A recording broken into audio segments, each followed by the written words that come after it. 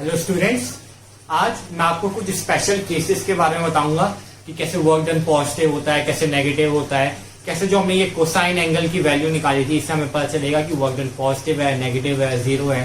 तो ये सब हम आज देखेंगे। तो फटाफट से इस वीडियो को करते हैं स्टार्ट।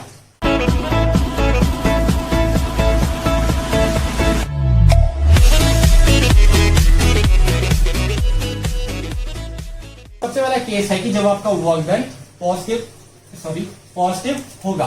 तो पॉजिटिव वर्क डन होने के लिए कि लेट्स सपोज आपने एक बॉडी रखी है, ठीक है, और आप फोर्स लगा रहे हो बॉडी पे सामने की तरफ, इस तरफ आप फोर्स लगा रहे हो, ठीक है। अब बॉडी पे फोर्स इस तरफ लग रहा है और बॉडी का डिस्प्लेसमेंट भी उसी डायरेक्शन में हो रहा है। जिस तरफ फोर्स लग रहा है बॉडी का डिस्प्लेसमेंट भी उसी डायरेक्शन में हो रहा है, ठीक है। तो डिस्प्लेसमेंट का डायरेक्शन ये, तो मैं अगर फोर्स का डायरेक्शन लिखूं तो वो क्या है, ये। डिस्प्लेसमेंट का डायरेक्शन लिखूं तो वो क्या है, ये। दोनों के बीच में कितने डिग्री का एंगल है, 0 डिग्री का, मतलब थीटा की वैल्यू क्या है, 0, ठीक है। अब इसको अगर फॉर्मूले में लिखूं मैं तो work done is equal to F S cos theta. Theta की वैल्यू क्या है, 0, और कॉस 0 कितना होता है, 1। तो F into S into 1 is equal to F into S. Work done कैसा आ गया, पॉजिटिव वर्क डन आपका आ गया।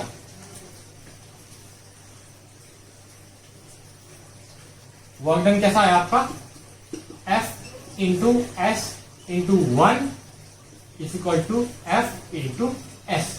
वर्क डन कैसा है आपका, पॉजिटिव वर्क डन है। अब इसके एग्जाम्पल हैं, एक तो ये मैंने आपको बता दिया, दूसरा इसका एग्जाम्पल है, अगर मैं इसको आपको थ्योरी के ना समझा के ऐसे सिंपली अगर आपको समझाऊं तो एक तो ये है कि जब भी आपकी बॉडी फ्री फॉल करेगी ग्रेविटी के इन्फ्लुएंस में, ठीक है। अगर ये आपकी बॉडी है और ये फ्रीली फॉल कर रही है ग्रेविटी के इन्फ्लुएंस में, ग्रेविटी के लिए इन्फ्लुएंस में मतलब ग्रेविटी इसको अपनी तरफ खींचने की कोशिश कर रही है, तो ग्रेविटी इधर की तरफ खींच रही है, मतलब फोर्स इसका कैसा लग रहा है, नीचे की तरफ लग रहा है, और डिस्प्लेसमेंट कैसा हो रहा है, इसका नीचे की तरफ हो रहा है। तो फोर्स और डिस्प्लेसमेंट के बीच में कितना डिग्री का एंगल है, 0 डिग्री का। कॉस 0 कितना होता है, 1, ठीक है। तो एफ इंटू एस इंटू +1 लिख लेते हैं, चलो ठीक है। एफ इंटू एस इंटू +1, तो ये क्या हो जाएगा, प्लस आगे आ गया एफ इंटू एस, मतलब पॉजिटिव वर्क डन आपका है। अब एक और केस है, आईसीएसई वालों की बुक में ये लिख रखा है, वो ये है कि जब भी कोई पुली है, सोचो अगर ये सामान रखा है नीचे पे, ठीक है, ये अर्थ पे एक सामान रखा हुआ है,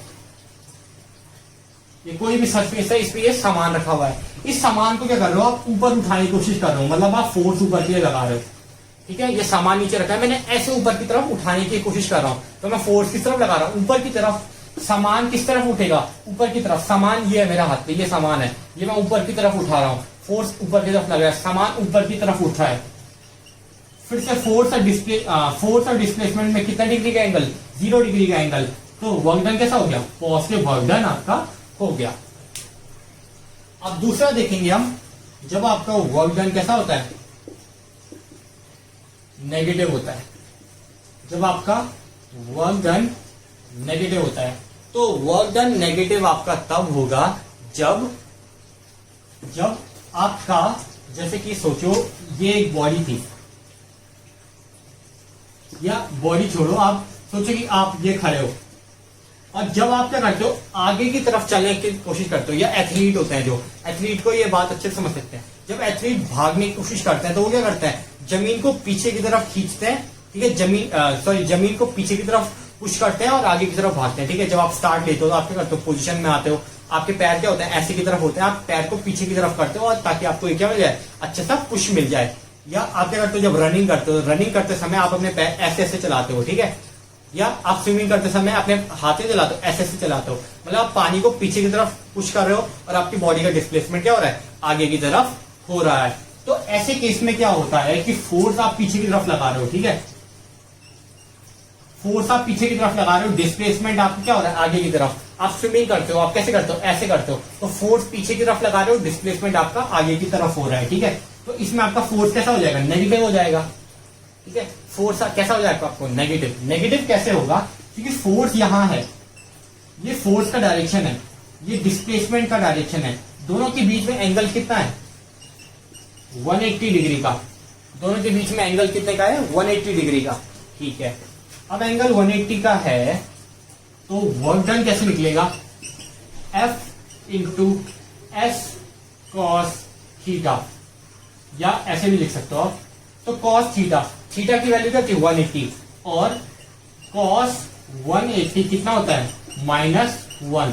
तो फॉर्मूले में रखेंगे F इंटू एस इंटू -1, तो वर्क डन कितना आ जाएगा, F इंटू एस। ये आपका वर्क डन आ जाएगा। तो वर्क डन कैसा हो गया आपका, नेगेटिव हो गया। नेगेटिव वर्क डन आपका निकल रहा है। एक तो ये केस हो गया। ये क्या हो सकता है, जब आपका फ्रिक्शन काम कर रहा है, जब आपका फ्रिक्शन काम कर रहा है, जब आप बॉडी सरफेस पे चल रहे हो, ठीक है, फ्रिक्शन की वजह से आप, फ्रिक्शन आपको पीछे की तरफ खींच रहा है, आपका डिस्प्लेसमेंट आगे की तरफ हो रहा है। ये बॉडी है, ठीक है, बॉडी इनमें फ्रिक्शन आपका पीछे की तरफ आपकी बॉडी को खींच रहा है, ठीक है, और आपकी बॉडी क्या कर रही है, आगे की तरफ डिस्प्लेस कर रही है। तो एंगल कैसा बन रहा है, 180 डिग्री का बन रहा है। तो आपका ऐसे में जैसा वर्क डन होगा, नेगेटिव वर्क डन आपका होगा। दूसरा टग ऑफ वॉर भी इसका बहुत अच्छा एग्जांपल है, कभी भी एग्जाम में पूछता भी है। टग ऑफ वॉर में हुआ क्या कि दो बॉडीज, ठीक है, यहाँ पे वर्क डन 0 होना चाहिए था, ठीक है, एक बॉडी इस तरफ से खींच रही थी, एक बॉडी इस तरफ से खींच रही थी, ठीक है, दोनों के दोनों कैंसिल हो जाएंगे। लेकिन अगर ये बॉडी इस तरफ खींच रही है 10 न्यूटन के साथ, और ये वाली बॉडी इसको इस तरफ खींच रही है, कोई एक चीज है, ठीक है, बीच में, ये बीच में एक चीज है, इसको ये वाली बॉडी इस तरफ खींच रही है 10 न्यूटन के साथ, और ये वाली बॉडी इसको इस तरफ खींच रही है 8 न्यूटन के साथ। तो किस तरफ फोर्स ज्यादा है, जिस तरफ 10 न्यूटन है उस तरफ फोर्स क्या है, ज्यादा है। तो बॉडी किसकी तरफ जाएगी, इस तरफ, बॉडी क्या जाएगी, इस तरफ। लेकिन अगर मैं इस बॉडी के रिस्पेक्ट में बोलूं, ठीक है, इस बॉडी के रिस्पेक्ट में बोलूं, तो ये बॉडी फोर्स किस तरफ लगा रही है, इस तरफ। लेकिन सामान इससे क्या जा रहा है, दूर दूर जा रहा है, ठीक है, ये वाला सामान इससे दूर दूर जा रहा है, मतलब बॉडी का डिस्प्लेसमेंट क्या हो रहा है, इस तरफ हो रहा है। एंगल कैसा है, 180 डिग्री का। तो वर्क डन कैसा हो जाएगा, नेगेटिव। इसका मतलब ये तो नहीं है कि इस बॉडी ने फोर्स नहीं इस बॉडी ने ताकत नहीं लगाई या मेहनत नहीं करी, मेहनत तो इसने करी थी, लेकिन इसकी ताकत इसके ताकत के मुकाबले कम थी। दूसरा, डिस्प्लेसमेंट क्या हो रहा था, इस तरफ हो रहा था, ये फोर्स इस तरफ लगा रहा था। अब हम देखेंगे तीसरा केस। तीसरा केस है कि जब आपका वर्क डन क्या हो जाता है, वर्क डन क्या होता है, 0। तो वर्क डन 0 होने के लिए दो कंडीशन होती है। एक, आपका डिस्प्लेसमेंट अगर 0 है, ठीक है, डिस्प्लेसमेंट 0 जो मैंने आपको स्टार्टिंग में बताया था। अगर आप किसी भी भारी भरकम बॉडी को, ठीक है, कोई भी रोलर है, ठीक है, आप रोलर को कितनी भी ताकत से पुश करो, रोलर अपनी जगह से नहीं हिलेगा जब तक आप बहुत ज्यादा ताकत नहीं लगाते, ठीक है। आप वॉल को कितना भी पुश करो, वॉल तस से मस की होगी, वॉल बिल्कुल भी हिलेगी नहीं, ठीक है, क्योंकि आपका फोर्स क्या है, कम है। जब डिस्प्लेसमेंट 0 हो गया, ठीक है, तो आपका वर्क कैसे निकलेगा, अगर देखो डिस्प्लेसमेंट 0 है, फॉर्मूले में लिखो F into S cos theta. Theta तो चलो हमें पता ही नहीं है, तो हटा दो, ठीक है। F इंटू 0 क्या आ जाएगा, 0। तो वर्क डन कितना हो गया आपका, 0 हो गया। तो पहला आपको पता है, अगर डिस्प्लेसमेंट 0 है, ठीक है, अगर आप किसी भी वॉल पे धक्का लगा रहे हो तो आपका हमेशा डिस्प्लेसमेंट 0 होगा। या अगर मैंने किसी चीज को अपने हाथ में पकड़ के रखा है, ठीक है, और ये चीज कहीं भी मूव नहीं कर रही है, तो आपका डिस्प्लेसमेंट कैसा हो जाएगा, 0 हो जाएगा। या अगर आप अभी टग ऑफ वॉर वाला देख रहे थे, टग ऑफ वॉर में अगर एक सामान बीच में रखा है और इधर से भी 10 न्यूटन का फोर्स लग रहा है, इधर से भी 10 न्यूटन का लग रहा है, दोनों को कैंसिल आउट, दोनों एक दूसरे को क्या कर देंगे, कैंसिल आउट कर देंगे, और ऐसे में क्या हो जाएगा, आपका वर्क डन फिर से 0 हो जाएगा। दूसरी कंडीशन होती है कि जब आपका डिस्प्लेसमेंट और फोर्स के बीच का एंगल कितना होता है, 90 डिग्री का होता है। Sorry for the disturbance. अगर सोचो ये कुली है, ये कुली अपने सर पे एक सामान उठा के ले जा रहा है, ठीक है, मैं थोड़ा बड़ा बड़ा बना देता हूं।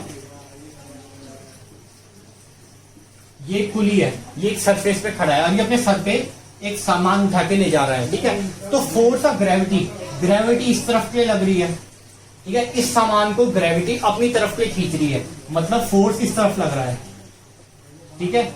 और पुली सामने की तरफ जा रहा है, मतलब डिस्प्लेसमेंट कैसा हो रहा है, ऐसा। ठीक है, फोर्स इस तरफ लग रहा है, डिस्प्लेसमेंट ऐसा हो रहा है। या इसको अगर मैं घुमा के बोलूं, कुछ ऐसा हो रहा होगा। ठीक है, कुछ ऐसा एंगल बन रहा होगा। ये कितना एंगल है, 90 डिग्री। मैंने उसको, जो आपने पहले मैंने आपको बना के दिखाया था, उसको मैंने उल्टा घुमा दिया। ठीक है, तो कुछ ऐसा बन रहा होगा। तो ये है 90 डिग्री। एंगल कितने का है, 90 डिग्री का।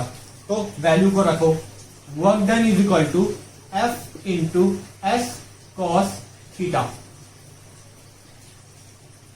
Force into S into cos theta. Cos theta में थीटा की वैल्यू क्या है, 90 डिग्री। कॉस 90 की वैल्यू होती है 0, तो इंटू 0, सारी की सारी क्या हो जाएगी, 0। तो वर्क डन कितना आ गया आपका, 0 आ गया। ऐसे आप वर्क डन को कैलकुलेट कर सकते हो। इजी केसेस थे, इसमें कुछ भी इतना इंपॉर्टेंट नहीं था। मेन इसका कुली वाला आता है, वो मैंने आपको बता दिया। ये 2 केसेस होता है कि जब आपका वर्क डन क्या होता है, 0 हो जाता है। वर्क डन 0 एक वो लास्ट केस होता है कि अगर आपकी बॉडी ऐसे सर्कल में मूव कर रही है। ठीक है, अब यहां से चलना शुरू किया और आपने पूरा का पूरा सर्कल का चक्कर मार दिया। ठीक है, अब फॉर्मूला क्या था, F into S cos theta. S क्या है, डिस्प्लेसमेंट। अगर आप कभी भी सर्कल में चलते हो और आप पूरा सर्कल कवर कर लेते हो तो आपका डिस्प्लेसमेंट कितना होता है, 0। अगर डिस्प्लेसमेंट 0 हो गया तो फिर से वही क्या हो जाएगा, वर्क डन आपका 0 हो जाएगा। तो मैंने आपको, केसेस तो कुछ भी बन सकते हैं, एग्जाम्पल कुछ भी बन सकते हैं, आपको बस इसका ये पता होना चाहिए कि कोई भी चीज कैसे हो रही है। अब हम आगे नेक्स्ट टॉपिक के ऊपर नेक्स्ट वीडियो में बात करेंगे।